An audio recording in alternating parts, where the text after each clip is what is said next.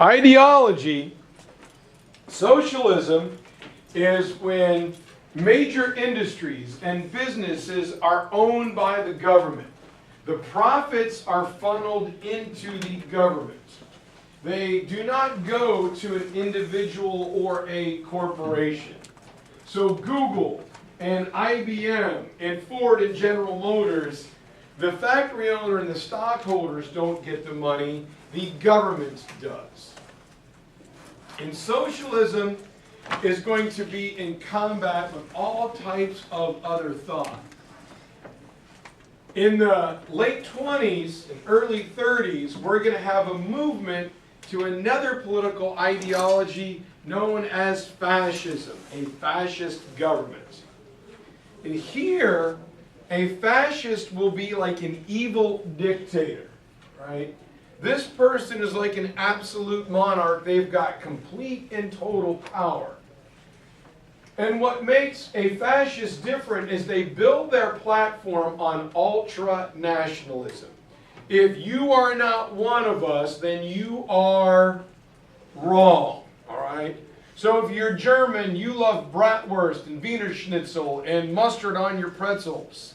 If you're Italian, you love marinara sauce and Julius Caesar and wine and Caesar salad, all right? If you're Spanish, then you love Picasso and you love Miguel Cervantes, Don Quixote, and Barcelona is the greatest city in the world. And anything but that is clearly wrong. It's wrong because they willfully chose not to be Spanish, Italian, or German. That's not even really possible, but that's okay.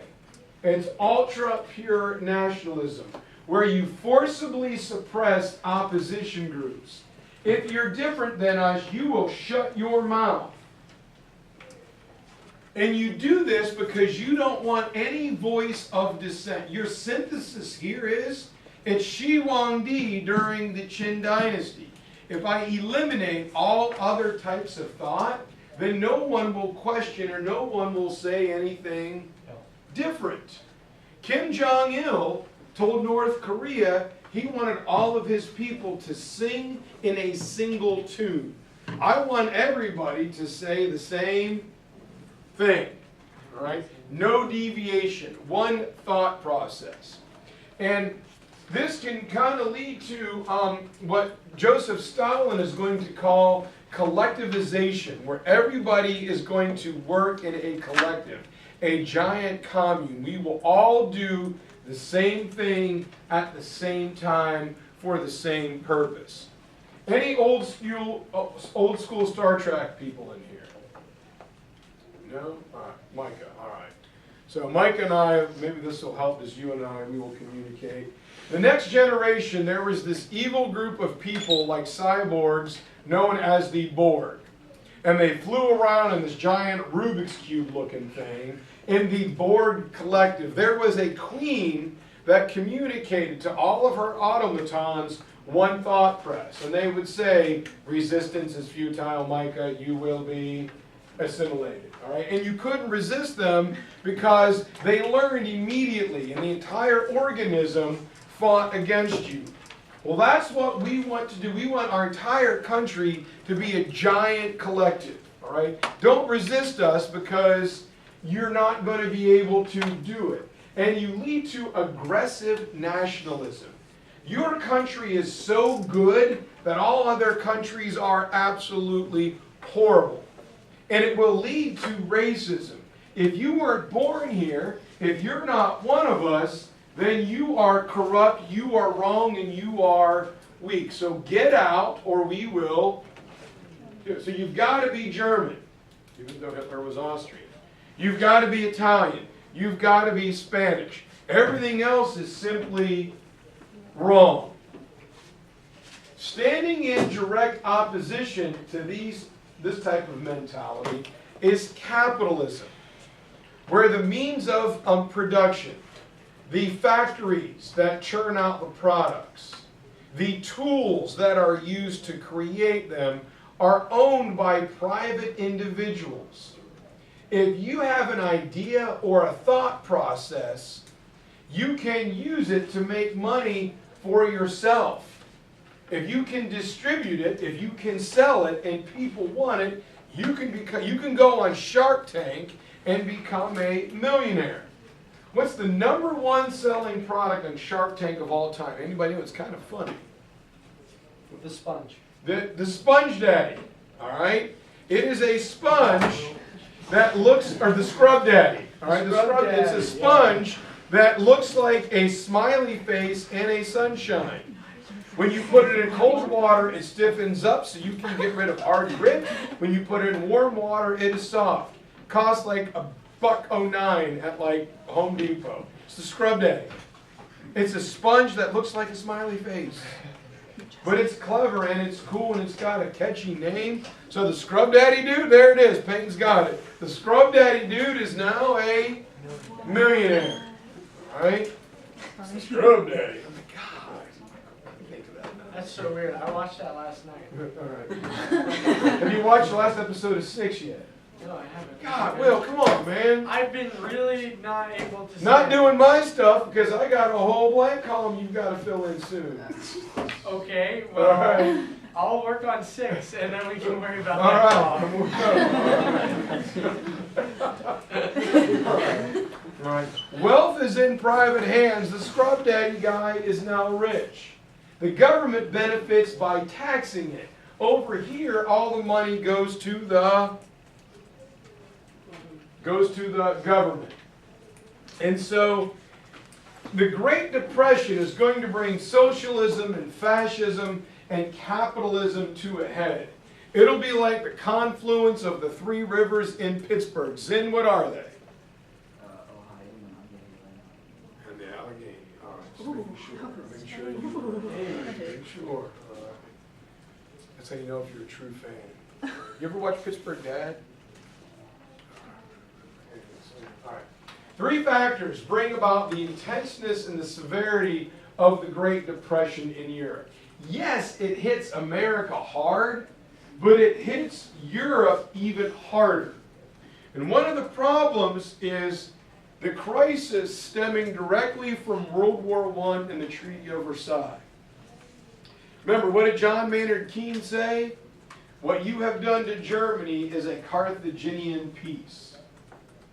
What you are doing to them is worse than the Romans did to Carthage.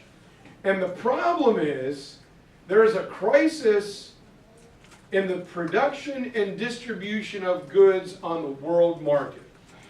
So one of the things that economists use to gauge their economy is the selling of large objects, like cars, washers, dryers, and refrigerators, and all that stuff, right? So after the war, whether it's Maytag or Kenmore or GE, or we'll modernize it and go Samsung, you have brand new fancy washers and dryers. Man, you can pre-program them. They can wash darks and lights at the same time. You can dump in OxyClean. Heck, it'll create its own OxyClean. We don't even really know. And everybody's got to have one. And we can make them so fast that they're so cheap that everybody can afford them. So all of a sudden, everybody's trying to buy washers and dryers. The fact manufacturer has got to hire more employees to create more washers and dryers, and they crank them out. But after 5 or 10 years, everybody who wants a brand new washer and dryer has one. How often do they wear out? Not too often, right? They just keep on rolling. So all of a sudden, there's a backup on the shipping docks of washers and dryers. And then they back up in the warehouses, and then the manufacturing facility says, oh my God, we can't ship any more out of here. There's nowhere to put them. So crap, we don't need washers and dryers. What happens to the workforce? We lay off the workforce. We lay off the truck drivers who transport the washers and dryers. We can't sell them to Walmart and Best Buy and Lowe's and Home Depot, so they lay off workers. We don't need any more iron and steel, so the steel workers are laid off, and the coal miners are laid off, and there is a domino effect. This entire group of people in different industries now have no jobs. And people don't know what to do. When you lose your job, you usually go from one city to another to try and find another one. But this depression hits worldwide. There are no jobs for like anybody. And the problem is the United States government, nor the world's governments at the time, were suited in ideology and in structure to handle a crisis of this magnitude. Nobody really knew what to do. Nothing like this had ever happened before. Michael, what do we do? Megan, what do we do?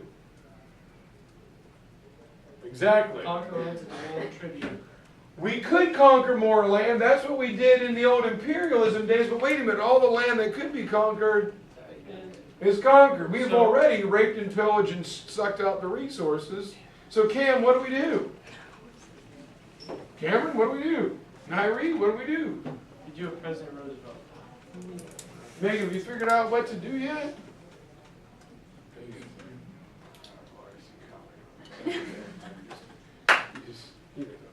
Shut her down. Karina, what do we do? I don't know. In Germany, I know what we do. It's much good. We'll just make, we'll print more money. All right. France. Oh, God, I love the French. They were determined to make Germany pay. They're terrified of Germany. We can't have them coming back over here. So they were going to make Germany pay its reparations payments. We were just as determined to collect on our war debt. And the Great Depression hits Germany hard. And they say, well, shoot, all we got to do is just print some more money. No one's going to care. We'll use it to pay off our reparations and hand it to our people. Yes, ma'am. How does the government transfer money? Like, they can't just print more money and give that to France. No, they would literally write like a cashier's check and deposit a money in a bank and hand over like a large check. So how did the money that they printed, how did that get inserted into the economy? Into the German economy, they literally handed it out to people. Yeah. Well, I mean, it wasn't the same as like the bank system that we have now, where it's like a whole different concept. Roxanne. Well, weren't they putting the money to give to France? To give to France and also to pay their workers. Instead of getting a paycheck, you would literally get here's some money. All right. It sounds weird, doesn't it? All right. That's the most simplistic way I can explain it. The Depression hits Germany hard, but it's not so hard that it would have destroyed them. Germany does return to a level of prosperity before the Great Depression. And there were two plans drawn up by Americans, known as the Dawes Plan and the Young Plan, that allowed Germany's payments to fluctuate. When the German economy is doing well, you pay a little more. If the German economy falls, you pay a little less. So they let it have a sliding scale. But what really crushes Germany is there's a world record low on agricultural prices. When the farmers harvest their crops and bring them to market, they don't make enough money to pay their debts. They usually have to borrow money to buy seed and fertilizer to plant their crop. Then when they sell it, they pay off their debts and they live off the rest. Well, all the hard work of summer and fall, they lose money. So they lose their houses. They lose their farming equipment. And farmers go broke while industrial workers were getting these big raises, getting the money handed out to them that I just told Anna. So if you're a farmer, what do? You become an investor. Investor?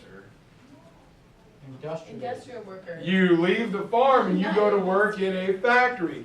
Problem is, if all the farmers leave the farm, what are you gonna what are you gonna eat? Uh-oh. All right. Yes, we're going to invest, Roxanne. No, I said industrial workers, but you heard investors. I think you heard it. I think you're hallucinating. Clearly, you are 100% correct, ma'am. I would never. Now, all these young farmers are coming into the cities. There's also unemployed industrial workers. And in 1923, the French go into the coal mining district of Germany and they try to kick the Germans out. And the Germans peacefully protest by having a sit-in. The French send in their army, they kick the Germans out of their jobs and out of their houses and give those jobs to the French. So you got a bunch of angry Germans. Many of these are young men who were told that they lost a war that they fought 4 years in. Bullcrap, what the schnitzel are you talking about? We didn't lose, we signed an armistice. And they start pouring into these urban populations. And when things don't get better, the democratic government is the scapegoat. And these angry young men have raw nerves that are easily manipulated. And there are new political groups like the National Socialist Workers' Party, we know as the Nazis. And they begin saying, hey, do you know why Germany's in such bad shape? It's because it's our mamby-pamby, spineless amoeba government gave in to the French. You know whose fault this is? The stinking French. They're trying to make us pay the war reparations in a war that we didn't lose. You young guys fought in it. And then they kicked us out of the coal mining district. Those frog-why eating, hard baseball bat, bread eating, wine drinking, bunch of silly frog legs are telling us what the heck to do. Be proud of Germany. Wear lederhosen. Eat schnitzel. Put mustard on your pretzel. And a lot of the guys hear this are going, yeah, is it good? Yeah, is it good? One of them hearing this message is young Adolf Hitler, a decorated war hero from the Western Front.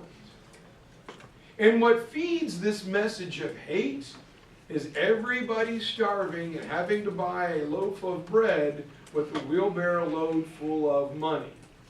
Sometimes when you're downtrodden, you'll listen to any voice, the voice that's screaming the loudest. The Nazis never said how they were going to fix all those problems. They just told everyone who is to blame for it. You know what we ought to go do? Kick the crepe out of them. All right.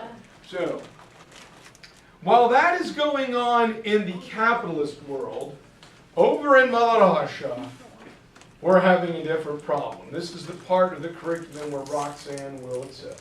There it is. All right. Remember, a communist is full of Bolshevik. And the Bolshevik government will create the longest lasting authoritarian ideology of the 20th century. It'll start in 1917 and end in 1992. And the guy starting it is good old Vladimir Lenin. And his right-hand man, the henchman Leon Trotsky. Now Lenin is the big idea guy. He's the figurehead. Trotsky is the guy who carries out the orders. And what they say is, we're going to capture all the Russian banks and all the industry that made money off of World War I. We're going to take that money and we're going to use it to feed our workers and our soldiers. The only thing you need to do to get food is just to work, and we will just simply give it to you. Like the Romans gave their people bread for the circuses, and the Germans are handing out money to their people. But some people begin to say, well, Vladimir, I don't know if that's like how it works. Yeah. And he says, well, why don't you shut up? Well, I want to disagree with you. So he creates a secret police. We'll call them the KGB, or the modern day GRU, the Soviet version of the CIA. Anybody know what Vladimir Putin's job was before he became He was the... a bookkeeper. He was like the...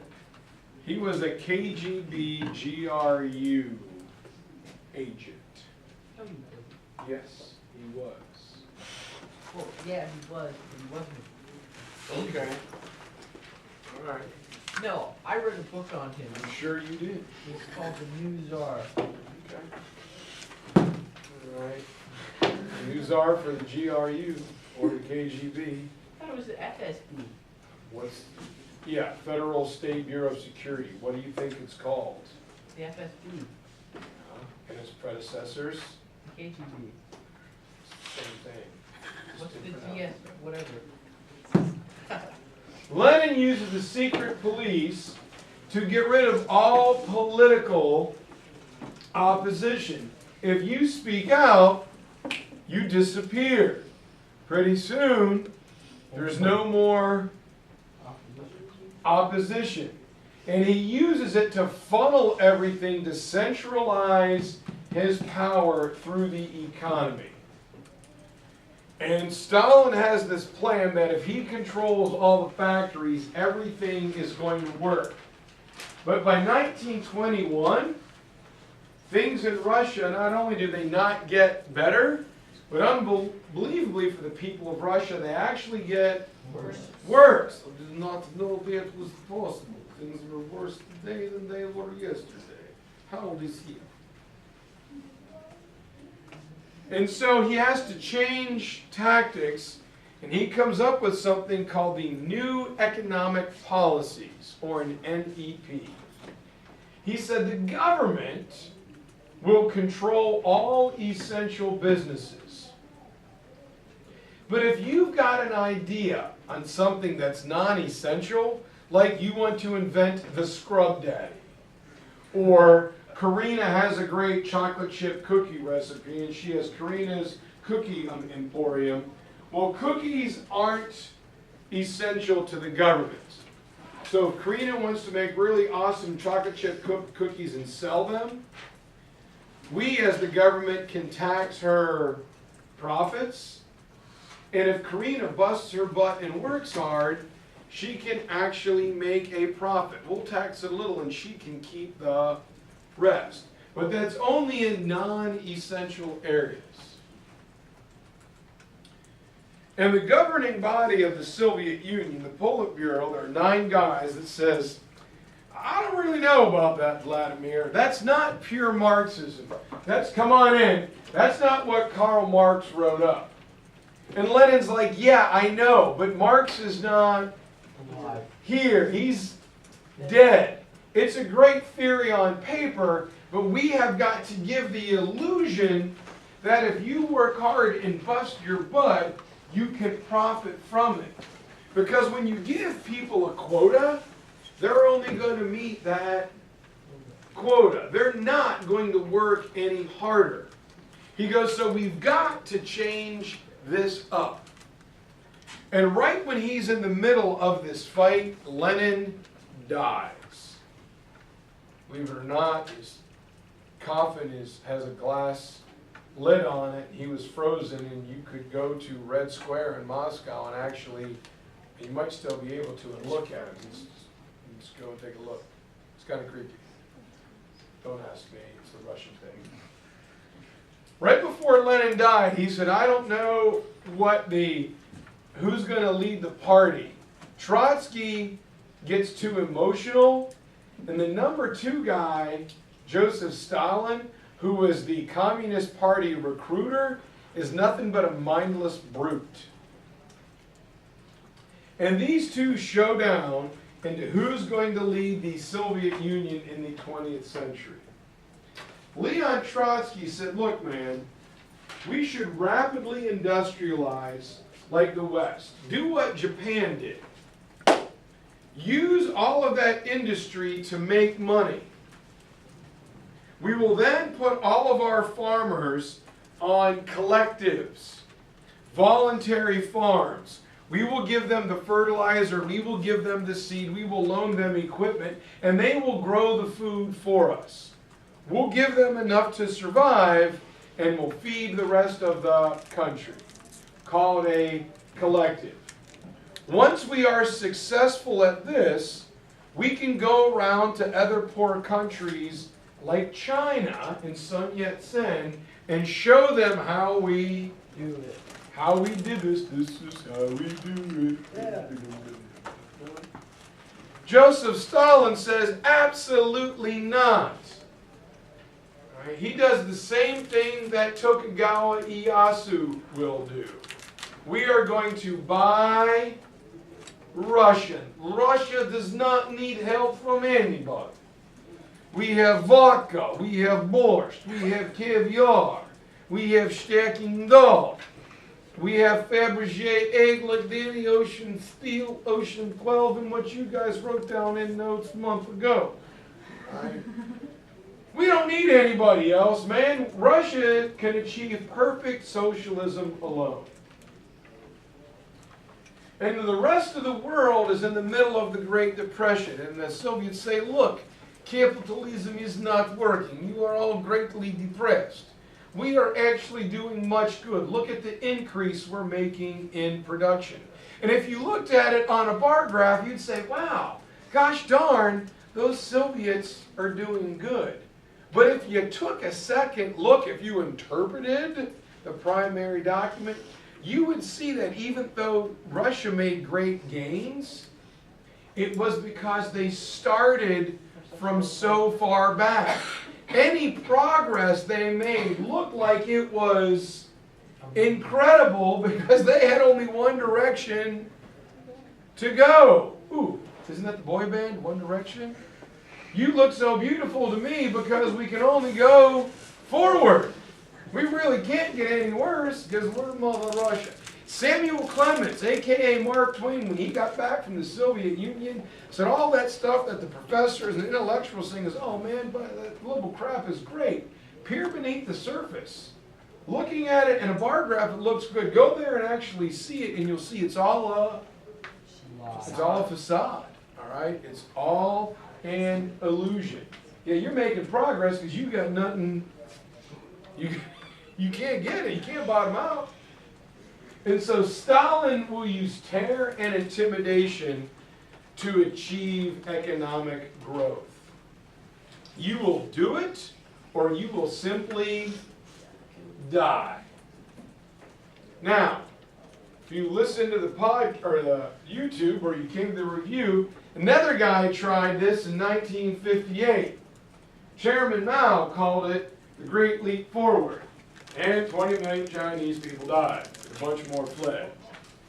In Cambodia, in the late 1970s, another dictator named Pol Pot will try it, and everybody dies. Well, Joseph Stalin is the first one to try it. We're going to do this. And in the Soviet Union, people starve to death and die. 1929, Stalin says, hey, these new economic plans aren't working, so you know what I think we should do? We should rapidly industrialize like the West and Japan, collectivize our farmers, and then export that to the world. And people said, hey, isn't that Trotsky's plan? No, it's not, it's mine. I thought of it first. But it's, no! Shut up or die by the GRU.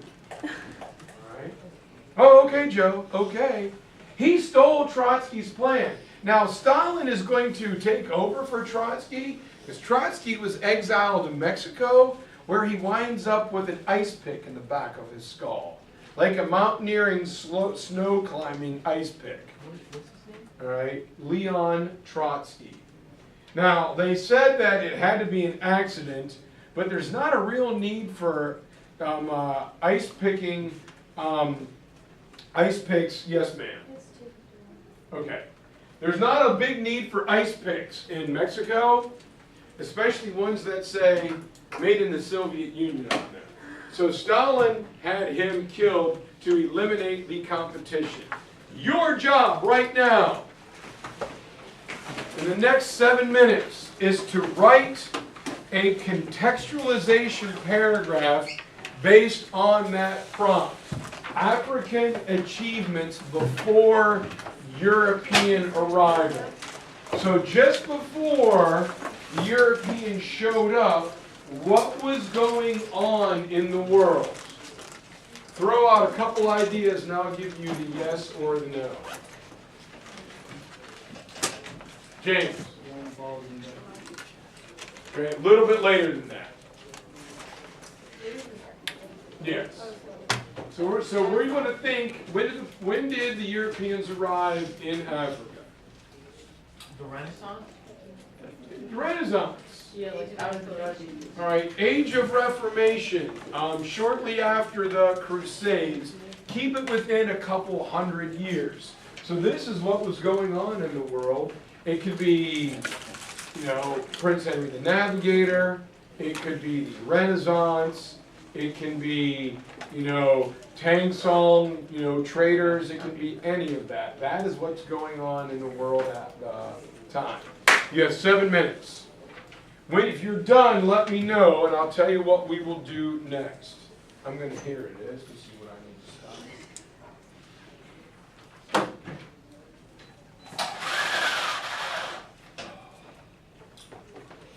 Camera, give me 1 second, sir.